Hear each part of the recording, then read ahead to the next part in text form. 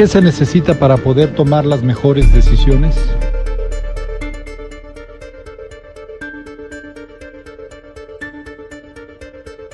El conocimiento es una de las herramientas más poderosas de la humanidad.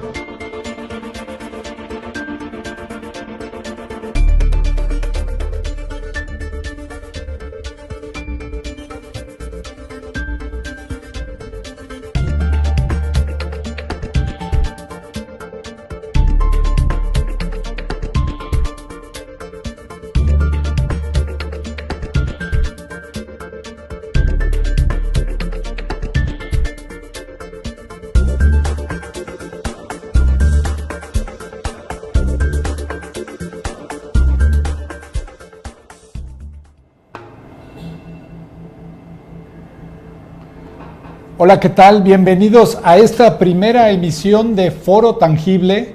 Es una colaboración con el Foro Consultivo de Ciencia y Tecnología de Presidencia y Tangible, donde estaremos abordando los temas de actualidad. ¿Sí? Donde estaremos abordando los temas de actualidad, temas importantísimos, y escuchando la opinión de expertos, y también viendo las posibilidades de convertir este conocimiento en política pública. Foro Tangible es un esfuerzo para acercar en un lenguaje amigable a la población en general, pues el conocimiento, la utilidad, la importancia, la influencia que tiene que tener el conocimiento. Y hoy vamos a hablar de biobancos, un tema aparentemente técnico, pero que tiene profundas implicaciones en la realidad y en la necesidad que tenemos de información en la sociedad. Para eso hoy nos acompaña Vivet García, la doctora Vivet García. Ella es investigadora y profesora de la Facultad de Ciencias de la UNAM y además forma parte del Laboratorio de Estudios de la Ciencia y la Tecnología de la misma facultad, de la Facultad de Ciencias de la UNAM. Y también nos acompaña la maestra Liliana Estrada, directora directora de Oficina para Información Científica y Tecnológica para el Congreso de la Unión, in situ, que nos estarán aquí acompañando pues los miércoles, hablando de muchos temas. Hoy el tema, no voy a decir que es un tema fácil, hay que comprenderlo, ¿verdad? Biobancos, pero creo que en el trasfondo está lo que puede aportarnos como sociedad. Así que, ¿qué te parece, Vivet, si empezamos por entender al nivel más sencillo qué es un biobanco? Claro, gracias, Iván. Hola. Una manera muy general de describir un biobanco es infraestructura que permite a una nación afrontar retos importantes. ¿Qué tipo de retos pueden ser? Desde la investigación en salud, como el cáncer de mama, que es la primera causa de muerte de cáncer en mujeres mexicanas, hasta la identificación de restos humanos en desastres naturales, como tsunamis, terremotos o accidentes de aeronaves. ¿No? Entonces, los biobancos permiten afrontar ese tipo de retos, y por eso es que desde hace décadas muchas naciones, muchos países han apostado por la creación de biobancos nacionales, donde resguarden muestras provenientes de toda su población. ¿Qué tipo de muestras puede tener un biobanco? Puede tener muestras de sangre, muestras de tumores, para el caso de la investigación de cáncer, eso es muy importante, saliva, fragmentos de hueso, cerebros provenientes de restos humanos. Todo este tipo de muestras y de tejidos se tienen que resguardar de maneras muy especiales, ¿no? De tal forma que se puedan preservar durante mucho tiempo y se asegure que en el futuro van a poder seguir siendo utilizados. Es decir, que se utilizan para la investigación y garantizar para que en el futuro podamos contar con esa información. Sí, en el caso de los biobancos de uso médico, porque puede haber de uso médico y de uso forense, en el caso de los primeros, por ejemplo, si tú quieres conformar una colección de tumores de cáncer de mama, es un proceso que va a tomar mucho tiempo, ¿no? Se requieren muchas mujeres donadoras, se requiere asociar con cada una de estas muestras información muy valiosa, información clínica. Sí, por ejemplo, el paciente, claro, el caso estudio, medicamentos, de etcétera, la historia, ¿no? heredofamiliar, clínica, que también respondió a un tratamiento, a unos fármacos. Toda esta información se acompaña con la muestra y en el futuro permite siguiendo la pista. También algo importante es que la temporalidad de estos biobancos como que es muy a largo plazo, ¿no? Y se requieren muchísimas muestras. ¿Por qué se requieren muchas muestras? Porque hay que aglutinar toda esta información y todas estas muestras para que el análisis de grandes cantidades de información permitan a los investigadores detectar patrones, ¿no? A ver, con base en esta información que nos arroja el biobanco, parece que un cierto grupo de mujeres puede estar más propensa a el cáncer de mama. Entonces permite diseñar estrategias de detección temprana, políticas de salud pública, buscar mejores tratamientos. Ya para estas alturas de la conversación estoy seguro que muchas de las personas que nos están escuchando dicen, bueno, ¿y dónde están los biobancos? Porque no es que uno vaya y encuentre sucursales y pueda encontrar un banco de sangre, de semen, de cerebros, de tejidos tumorales, etcétera. Sí. Entonces, ¿dónde están los biobancos y cuál es la situación actual en México? Los biobancos están dispersos en México. A diferencia de otros países como el Reino Unido o Suecia, muchos países europeos que tienen como un banco nacional gigantesco, en México hay varios biobancos distintos. Están en institutos nacionales de salud, están en laboratorios de investigación académica, en universidades. Y lo que se busca es que estos biobancos se hablen entre sí, ¿no? Que haya una adecuada comunicación entre ellos, exista la posibilidad de intercambiar información, intercambiar muestras en función de pues, una política de salud pública, por ejemplo. Ahora, Vivet, tú mencionabas que la información, bueno, que son muy útiles por los progresos en la investigación que se pueden lograr con los biobancos, pero mencionabas información muy sensible, ¿no? Que puede ser de carácter muy sensible porque los biobancos, bueno, se asocian a datos personales, a estilos de vida, dependiendo del tipo, ¿no? Y lo que mencionabas de que puede arrojar como resultado que un grupo de mujeres sea propenso a padecimiento de cáncer. ¿Cómo es el manejo? ¿Cómo debe ser el manejo de esta información como para que se respete la privacidad de los participantes y se optimice su uso? Claro. Dado que uno de los productos principales de las muestras biológicas es la extracción de ADN, información genética, pues esta puede ser muy sensible, ¿no? Y se requiere asegurar la confidencialidad de estos datos. Las muestras de cáncer, de tumores de cáncer de mama, por ejemplo, se tienen que anonimizar, ¿no? Para a la hora que entran en circulación en una red de investigación. Siempre se puede rastrear y asociar con la información clínica importante del paciente, pero se tienden a anonimizar para resguardar la confidencialidad de los datos. ¿Existen las leyes, existen los mecanismos para que esto suceda? Bueno, en realidad actualmente no existe como una legislación específica para biobancos. Y Vivet a lo mejor podrá ahondar ahorita en el tema, pero los biobancos actualmente establecidos en México se rigen más por lineamientos internacionales, por fragmentos de leyes nacionales específicas, pero que en esto existe una coincidencia. Un primer pendiente para regularizar los biobancos. Exactamente, de que debe haber un marco regulatorio claro que establezca las reglas tanto para la creación como para la operación de biobancos.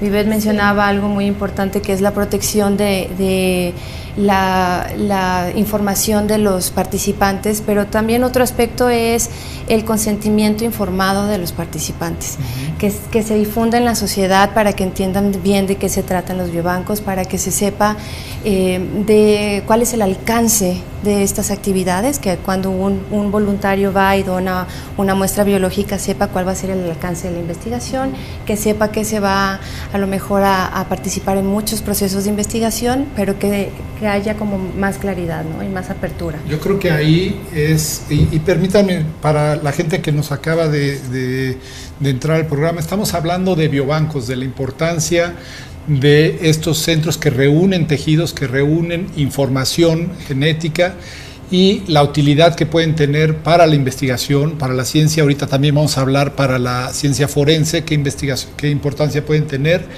Estamos hablando con Liliana Estrada de la Oficina para la Información Científica y Tecnológica para el Congreso de la Unión, y estamos hablando con la doctora Vivet García, investigadora y profesora de la Facultad de Ciencias de la UNAM.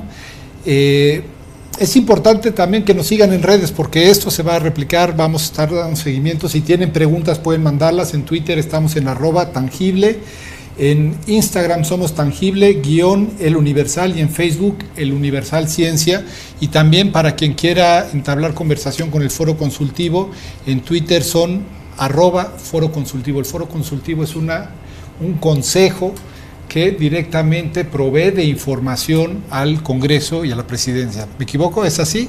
Bueno, el Foro Consultivo Científico y Tecnológico es un órgano de consulta sobre ciencia y tecnología por ley del Ejecutivo de la República, de CONACYT, y a petición del Congreso de la Unión. Estamos hablando de muchos de los más grandes e importantes científicos de nuestro país, reunidos para proveer información de calidad. Hoy estamos hablando de biobancos y acabamos de hablar del tema de biobancos médicos, importantísimos para poder comprender las enfermedades como el cáncer, para poder comprender el Alzheimer, para poder comparar la evolución de estas enfermedades, pero también otro tema urgente, desafortunadamente, en nuestro país, pues son los desaparecidos. A 2019, la cifra oficial, 40.180 personas desaparecidas, muchas de ellas posiblemente sin identificar. En este sentido, ¿cómo puede contribuir la creación, la regularización de biobancos para ayudar a encontrar a estas personas, a identificarlas? Claro. A diferencia de los biobancos de uso médico, que toma muchísimo tiempo conformar y que tienen una vida muy extendida, algunos biobancos de uso forense pueden tener una vida muy acotada. Este es el ejemplo de un biobanco que se conforma con el fin de identificar las víctimas de un terremoto o de un accidente de aeronave, por ejemplo, ¿no? Entonces, ¿qué tipo de muestras conforman este biobanco? Hay dos tipos de muestras. Por un lado están las muestras de los restos humanos sin identificar, que pueden ser muestras de sangre o de hueso. Por otro lado están las muestras de los familiares biológicos de estas víctimas, padres, madres, hijos, hermanos, que buscan donar una gotita de sangre, se les pica con una lanceta un dedo y se resguarda esta gota de sangre en un papel filtro, o se hace un raspado bucal o donan una muestra de saliva. De ahí se extrae información genética que luego se coteja con la de los restos humanos sin identificar. También es muy importante, al igual que en los registros médicos, obtener información adicional, no solamente aquello que se extrae a partir de la molécula de DNA, información de los restos, dónde se encontraron, en qué estado de descomposición se hallaban, cuál es la fecha probable de muerte. Los familiares también pueden proveer información que va a ser muy útil y va a ayudar a contextualizar la investigación. ¿Qué ropa llevaba puesta la persona? ¿Dónde se perdió? ¿Dónde se le vio por última vez? Toda esta información junta es la que permite llegar a una identificación positiva, y es muy importante poder rastrear en términos legales la procedencia de la muestra para saber que se le está entregando a una persona el cuerpo correcto, ¿no? Entonces, pueden ser biobancos forenses de temporalidad acotada. Una vez que se termina de identificar a las víctimas de un accidente, se deshace el biobanco y se destruyen las muestras. Pero también hay contextos forenses en los que se busca recopilar muestras a largo plazo. Un ejemplo es la base de datos nacional del Reino Unido. Llevan décadas coleccionando muestras de escenas del crimen y muestras de DNA de criminales convictos. Tienen más de 6 millones de muestras, los cuales se van a resguardar de manera indefinida. Y esta herramienta se ha vuelto utilísima para la investigación criminal en este país, porque se vuelve un marco de referencia con el cual contrastar todas las evidencias y los restos que se hallan en nuevas escenas del crimen, ¿no? En la actualidad tenemos una disposición, hay una, pues yo creo que el inicio de una nueva administración donde estos desaparecidos, pues, queremos que aparezcan. Claro. En ese sentido, ¿qué se está haciendo para conformar un biobanco o los biobancos que existen? ¿Cómo se van a regular o cómo se van a coordinar? Pues yo creo que es muy importante que existan, los esfuerzos existentes se vinculen, ¿no? Más que a lo mejor crear un biobanco nacional, que a lo mejor podría ser una opción, es los que ya existen, que se mejore la comunicación. Yo creo que esto va a mejorar considerablemente la eficiencia para la identificación de cadáveres, pero no solo eso, sino que puede hacer el uso de recursos públicos mucho más eficiente. Y me refiero a que para eso pues debe de haber una estandarización de protocolos de operación de los biobancos, desde que se toma la muestra, cómo se procesa, incluso una homologación del procesamiento de la información, ¿no? Para que pueda hacer este flujo, esta comunicación mucho más eficiente y pueda también el trabajo serlo, ¿no? Para que esto suceda, Liliana, ¿qué es necesario? Es primero crear un marco regulatorio, es decir, tenemos que pasar el filtro de la ley para luego regresar con quien actualmente opera, gestiona los bancos y que ellos se adapten a la nueva regulación. ¿Ese debería ser el proceso? Exactamente, yo creo que como en cualquier otro tema las reglas claras son el punto de partida y eso debe de ser en este caso, que exista un marco regulatorio adecuado, que establezca las reglas claras de funcionamiento, que haga la diferenciación de biobancos para uso de investigación clínica y para los biobancos con fines forenses para la identificación de cuerpos, que facilite la operación de estos biobancos, que lo fomente y que además cree un entorno en el que pueda surgir que sea mucho más fácil compartir la información, ¿no? Y esto no solo es, o sea, creo que podría ser mucho más eficiente la investigación. O sea, por ejemplo, actualmente si son biobancos separados que no se comunican, se pueden tomar muchísimas muestras, pero cada biobanco va a tener que generar sus propias muestras. Si los biobancos se llegaran a comunicar, entonces se requieren menos recursos, la información fluye y bueno, se facilita, ¿no? Y yo creo que aplica para los dos tipos de biobancos. Vivian, me hablaste de este banco maravilloso en cuestión de ciencia forense en el Reino Unido. 6 millones de registros, décadas y décadas haciendo bien la tarea. Con ánimo de saber dónde estamos parados en México, ¿qué tenemos en comparación con esto que ya me dijiste es lo mejor? ¿Qué hay actualmente? ¿Cuántos biobancos? ¿Cuántos registros? ¿Enfocados hacia qué? Bueno, se ha avanzado en la capacitación de recursos humanos y en la infraestructura necesaria, en la acreditación de laboratorios forenses para que en México se pueda hacer este tipo de resguardo y de investigación. Los biobancos de uso forense, al igual que los biomédicos, están dispersos. Hay diversas instancias de investigación judicial a nivel federal y estatal que tienen sus propios biobancos, ¿no?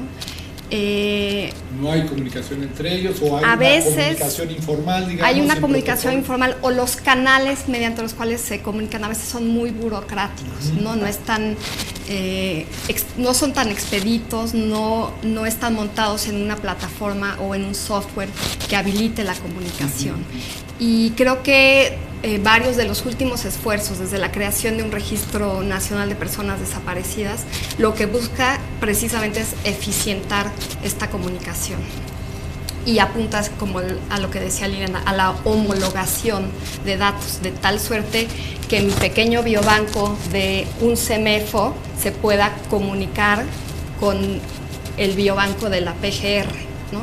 Que haya información comparable, que se hablen entre sí las bases de datos. Y yo creo que aquí es bien importante resaltar, porque ciertamente sabemos que han sido creados, y yo conozco algunos biobancos que son casi esfuerzos personales, ni siquiera institucionales, ¿no? Son esfuerzos que algún investigador por su interés propio, por su visión, lo ha puesto en marcha, y eso es muy positivo. Pero también sucede, y creo que hay que mencionarlo, que se convierten como en cotos de poder. Finalmente los biobancos son información, y es información muy valiosa, y se pueden convertir en cotos de poder, y esto lleva a contradecir pues una tendencia de la era del conocimiento, de la era de la información en la que vivimos, que es realmente abrir la información, compartirla, crear los puentes para que pues para que si hay algo que yo no puedo resolver, a lo mejor el equipo de al lado o el equipo de otro estado me ayude a resolverlo, etcétera, ¿no?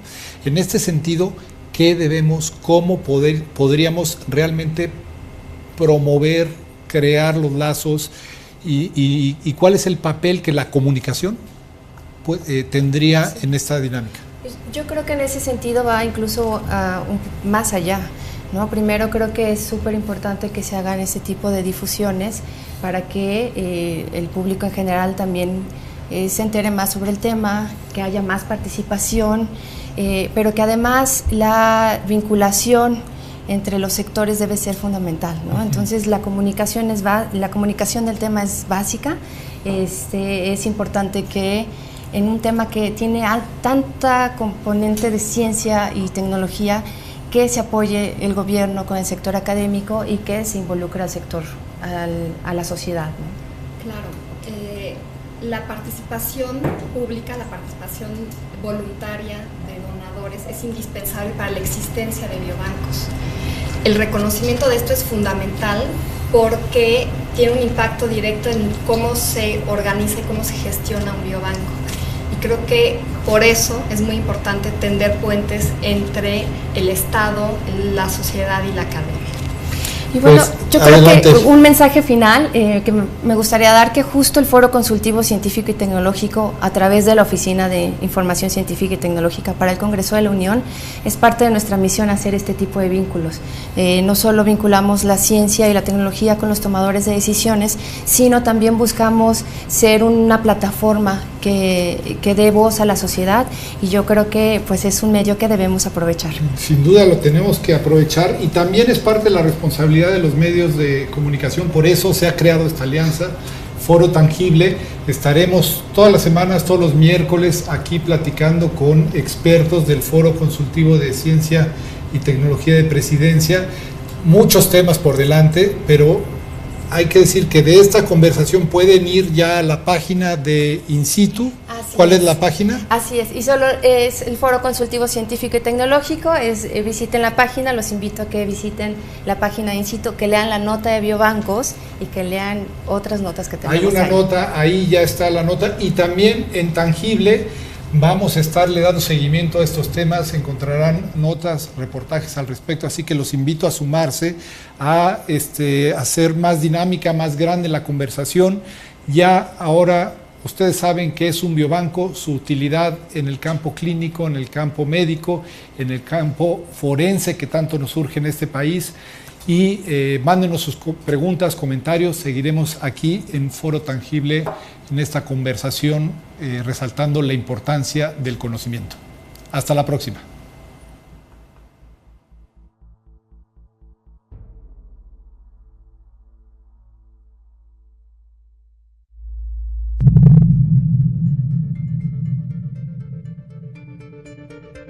¿Qué se necesita para poder tomar las mejores decisiones?